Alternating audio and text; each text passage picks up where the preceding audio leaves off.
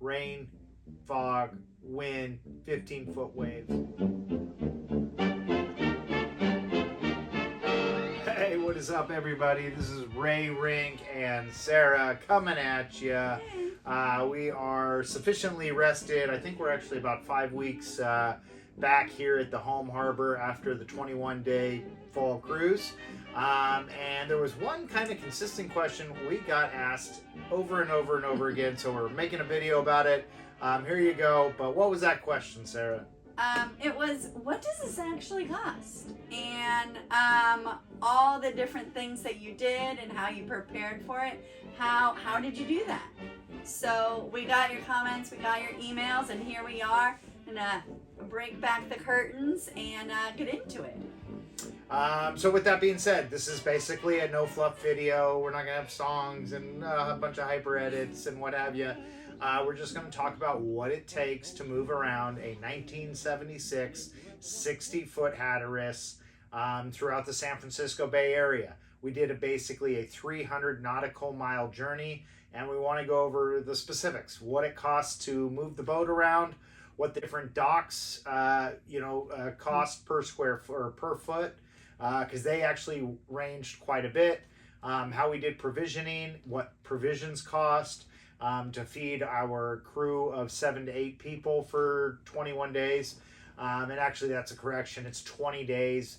The big goal was 21 days. We fell 1 day short, but that was weather dependent. It is pouring down rain. Turning around. Getting ready for docking.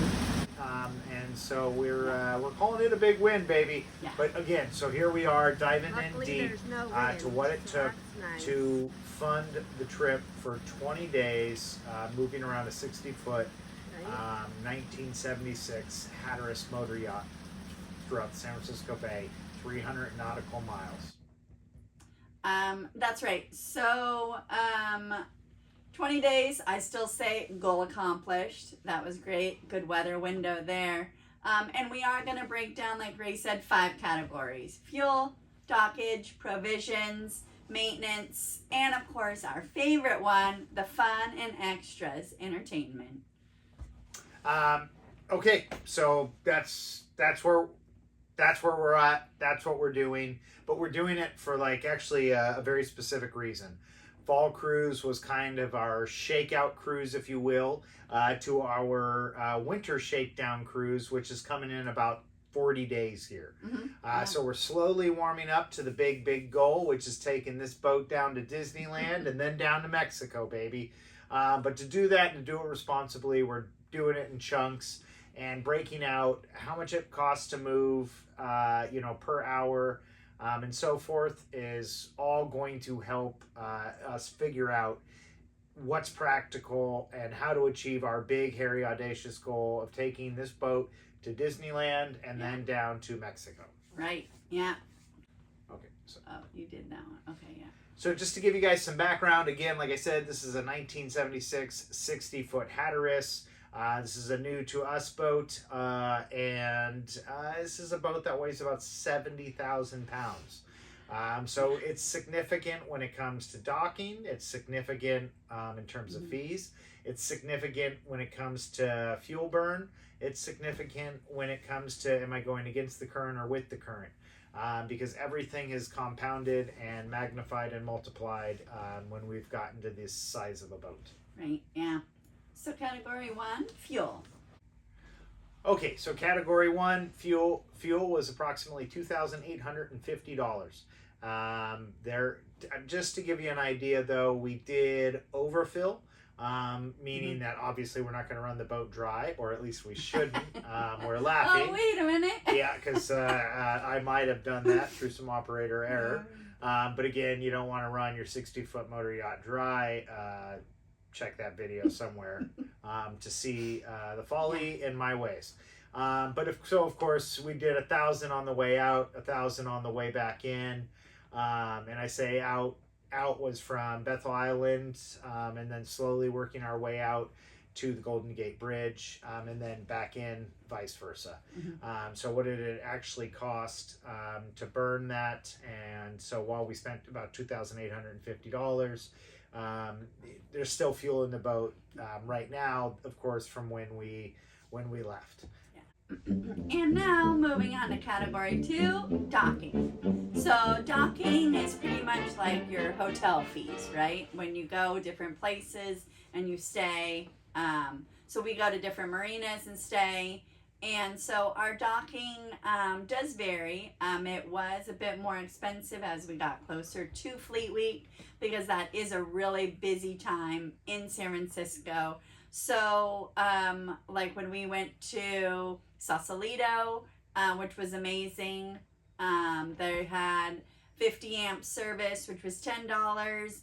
And then they had the docking fee, which for a 58, 60-foot boat was $135 a night. They are right in downtown. You can walk pretty much everywhere, and which is really convenient, really nice. Restaurants, shopping, also a houseboat tour, and also swimmability off the boat, kayaking. It's just amazing. And that's in Sausalito. Then you go down to... What marina specifically? Schoonmaker.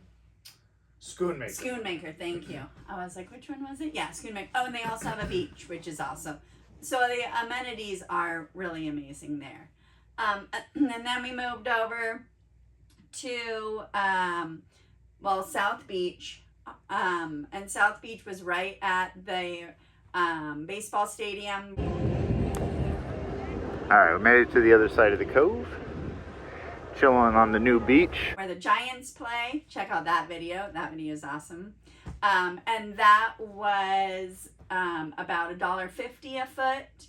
And so that was $109 a night, I believe. And they didn't charge extra for the 50 amp service. And that also has amazing, you can walk to the baseball game, you can walk into San Francisco, great delis, great little shops. You can also kayak around to McCovey Cove. So really neat marina and a lot of things to do there as well. Then we went over to Pier 39. Pier 39 actually just had a flat rate of $50. So they didn't charge extra for 50 amp, and they didn't charge price per foot, which was really amazing. So that we were there for a week, and that was $400. So and you're literally right next to Pier 39. You walk off your boat and you are right around shops and restaurants, Ghirardelli Square, and right in the hub of Fleet Week. So that was really an amazing experience. But there are many different marinas to explore, but all of them are a little different. Price per foot. Keep an eye out for, the different holidays or events that are going on. It might be, more expensive. And so our total cost for our 20 days at 3 different marinas was $1,420 that we spent during our fall break. Okay, so we're covering fuel, we're covering docking, but now we got to feed people.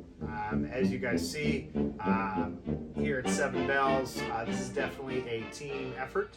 And so there is a team, and when I say a team, it's typically of about 7 or 8 people that are on the vessel at one time helping to make this all come together. And so what does it take to cost to feed those people? And that's been a fluctuation for us. We've been back and forth about whether we should go to Safeway. That's the local grocery store out here on the West Coast. That might be a Dominic's if you're on the East Coast, a Vaughn's if you're in SoCal, etc. But your typical grocery store, or do we go to a Costco? We're all familiar with Costco, but at the same time, do I need to buy mayonnaise that's going to be on the boat for the next year? I go back and forth on that, especially when it's already an increased budget because of the amount of people and the extended period of time. The short answer, The last trip was just to Costco. Next time I think we'll go to Winco instead, and I think we can get the price down more.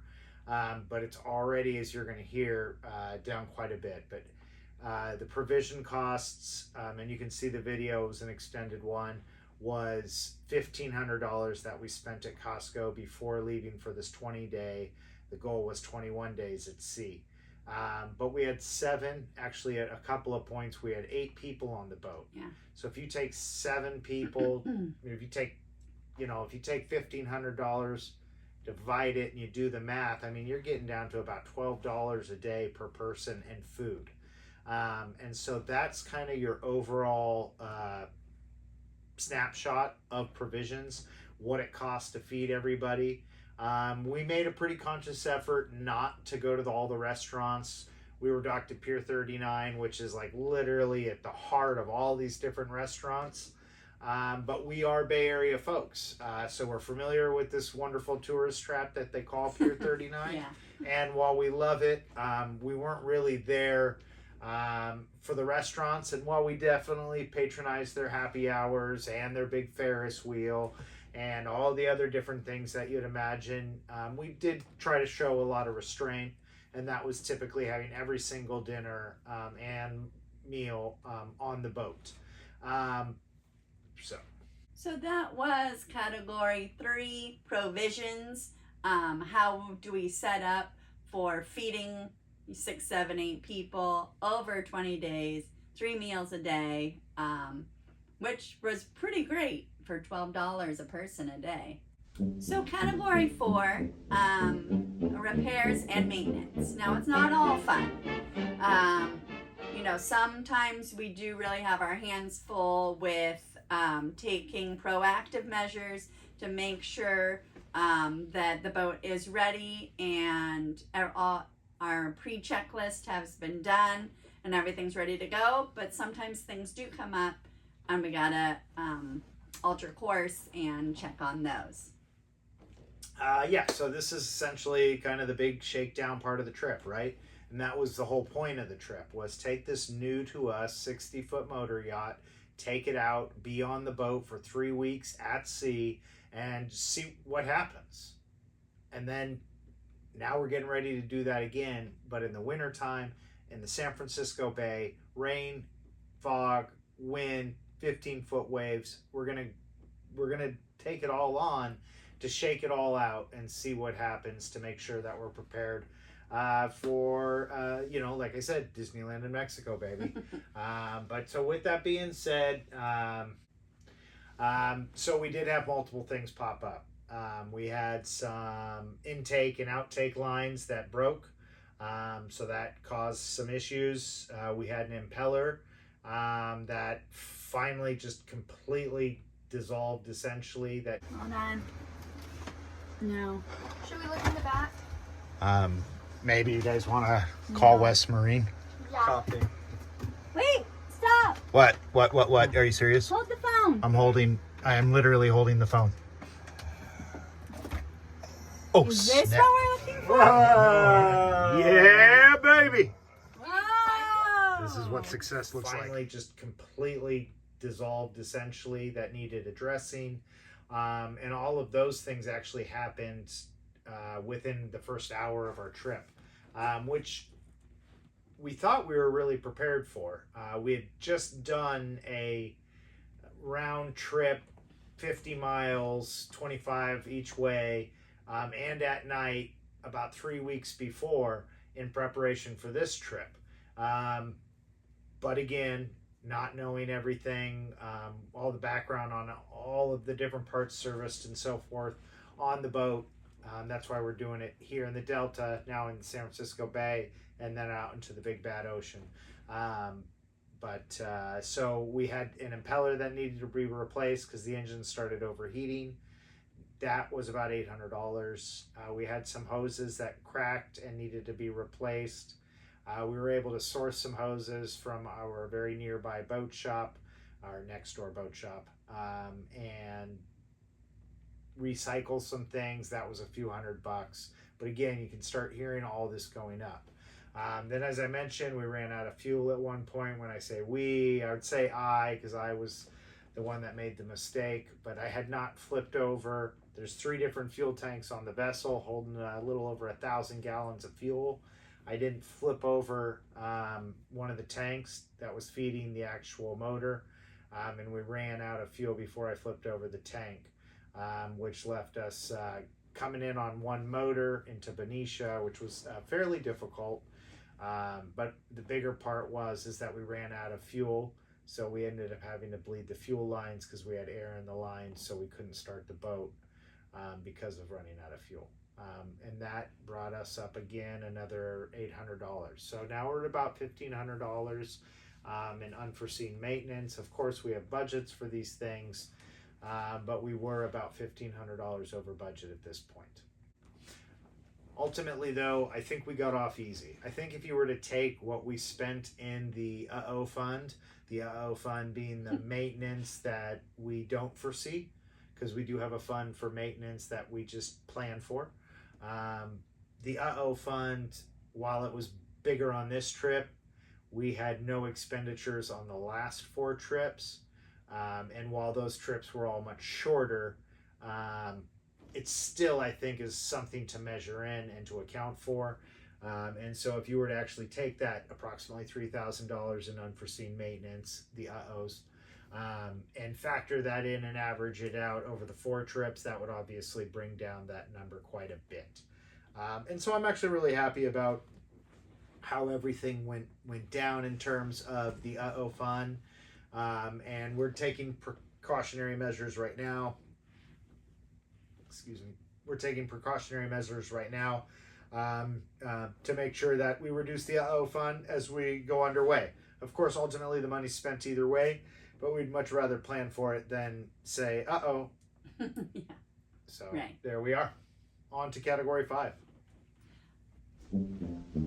So, category 5, entertainment and fun. So, this is, like I said earlier, our favorite category. This has to do with, being at different marinas and going out and seeing the cities that you're surrounded by. We were able to catch a Giants game, which was pretty amazing. So, those Giants tickets were $40. Per person, and then we were also able to, Ray and David and Jared went into the Giants game. We're able to kind of see both inside the stadium, and then they kind of came around to McCovey Cove, which was awesome. Well, but to jump in real quick, Yes, I mean, please. like to give you an idea, we've cruised out there before, and we've gone out and had $10 days at the Giants Stadium. So when you're a family of 4 and you're cruising out, which is just about one of the most expensive ways to go see a game, it's really great to have $10 tickets. In this particular case, they were not $10 tickets, they were $40 a person tickets. And so we decided, hey, it's just going to be myself, David, our chief engineer, who's never been to a Giants game, and then Jared, all of us going, and then we met up with the kids and Sarah in McCovey Cove on kayaks. But I just brought that up because there's such a fluctuation in pricing. Same with docking too, especially around holidays, Fleet Week, and things like that. That's very true. So another thing that we also used some fun and entertainment is when we got to Pier 39. The Pier 39 Marina was amazing. You're literally in the heart of it. The Ferris wheels on one side, then you have the seals on one side, and then you have Pier 39 on the other side right next to you. So we went over there, and they have an arcade, great shopping. So we, and then we also, amazing restaurants. So we went, and the kids played in the arcade. We did some shopping and got some cool sweatshirts and some fun things. Went over to Ghirardelli Square, and also had like appetizers and happy hour, which was also a lot of fun. So that kind of all came into our entertainment and fun category. and that was a total of about $300. So that was neat to go out and explore the different marinas that we were at.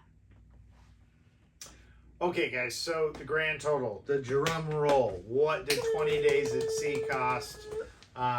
For 7 people, mind you. And that total is $5,867. And that includes fuel, that includes docking, that includes provisions, that includes the maintenance fund, and that includes spending things. And again, that includes 7 people. And like for 20 days. For 20 days. So you're looking at 7 people, multiple children, other adults. So when you really break the numbers down, this becomes a really, really fun and exciting way to cruise and enjoy things. But there's a couple things that we did learn, and that was the whole intention from this trip, is fuel is going to be one of our biggest variables. Traveling with the current, against the current, that's something that we really hadn't paid much attention to prior on our old 32-foot boat. On this boat, these numbers, while the percentage might be the same, it's a higher number, just being that everything's a higher, more multiplied number. So fuel's definitely something that we're looking at. What else? Let's see here. The other thing is, docking versus staying out on hook, on the anchor, because, if you're paying $130 or something a night versus $50 a night, that's significant, especially if you're looking to stay for a few weeks. Then we have lesson 2. Lesson 2 was the comfort and actually functionability of going out for a really long cruise on this boat. How would that all work? And we definitely learned that yes, this boat is amazing for long-term cruising. It's really comfortable. It has multiple different spaces for everybody to enjoy going outside to the bow or the back deck or inside here in the salon. Or down even in the galley area, and the different cabins that are available for 6, 7, 8 people. It is very comfortable for all of us, as we saw over those 20 days. And that's kind of a perfect setup for the next trip. So we're getting ready for the 21-day winter shakedown, baby, and we are excited. The San Francisco Bay, as some of you know, is the training ground for the Coast Guard before they head up to Alaska. And that is because the conditions in the San Francisco Bay around the winter months are unforgiving, unrelenting, and very similar to what you will find out in the Pacific Ocean. We know that firsthand, and we know that from both experience in the Pacific Ocean and from being in the San Francisco Bay. But to make sure that we are ready to take this 60-foot Hatteras out into the big bad ocean so I can take the family, we can take the family to Disneyland and to Mexico, we're going to play around in our backyard, which is the San Francisco Bay. But we are going to do it in the worst conditions. We are going to do it with rain. We are going to do it with fog. We are going to do it with 12-foot waves.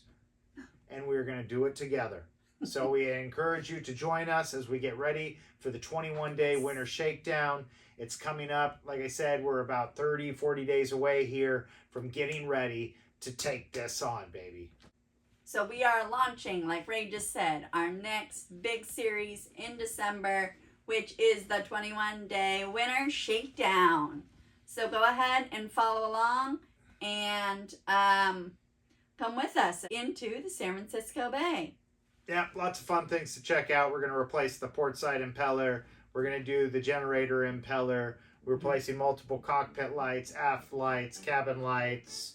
We're going to look at the water maker, and then we're going to go through all the energy consumption needs that this boat takes and requires to be completely self-sufficient and not tied up at a dock. All of that is going to come at you guys on the 21-day winter shakedown. So while you guys are sitting warm in your cozy beds on Christmas Eve, know that we're going to be out there braving the conditions, but we're going to love doing it just like we did last year in our 32-foot Bayliner. So gently click that subscribe button. Smash it. Smash that subscribe button, and we'll see you here on the 60-foot Hattie baby next time. Thanks for watching. I hope this recorded.